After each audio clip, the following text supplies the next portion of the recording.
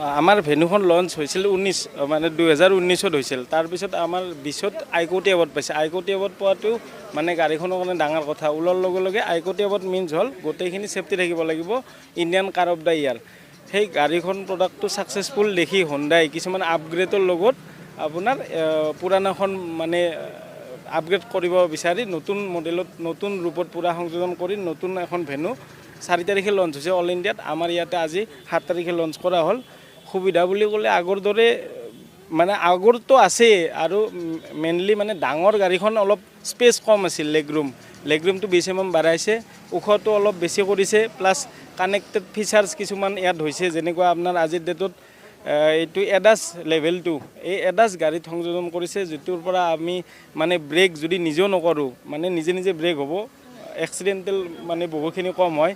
6 এয়াৰবেগটো আছে ষ্টেণ্ডাৰ্ড, আৰু ষ্টাৰ্টিং প্ৰাইচটো খুব কম হৈছে 7.89, মানে 7,89,000 পৰা 900 এইটোৰ পৰা ষ্টাৰ্টিং হয় গাড়ীখন। অন ৰোড মানে এক্সৰুম, এইটো তাৰ লগত কাগজ পত্ৰ আহিব।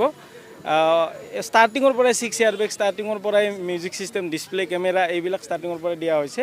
টপ মডেলৰ আপোনাৰ 14 লাখলৈকে যাব, আৰু এইখিনি আৰু। হুণ্ডাই কোম্পানীয়ে ভেনু গাড়ীখনৰ নতুন সংস্কৰণ মুকলি কৰিছে। নতুন সংস্কৰণটো আজি নলবাৰীতো উন্মোচন কৰা হ'ল। যিহেতু নলবাৰীৰ ৰাইজৰো সুবিধা অসুবিধা আছে, তেখেতসকলে এনেকুৱা নতুন সংযোজনৰ গাড়ী এখন কিনিবৰ কাৰণে গুৱাহাটীলৈকে বা অন্য ঠাইলৈ আৰু যাব নালাগে। নলবাৰীয়ে নিজৰ এৰিয়াৰ মাজতে এনেকুৱা নতুন সংস্কৰণৰ গাড়ী পাব। তেওঁলোকে আমোদ ল'ব পাৰিব নতুন সংস্কৰণৰ গাড়ীৰে।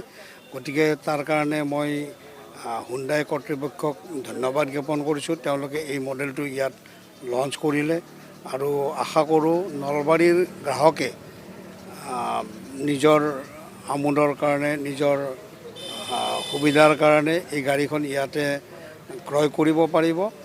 আৰু মই আশা কৰোঁ এই নতুন সংস্কৰণটোৱে নলবাৰীৰ ৰাইজৰ মাজতো সমাদৰ লাভ কৰিব পাৰিব, আৰু ইয়াৰ বিক্ৰী হৈ থাকিব।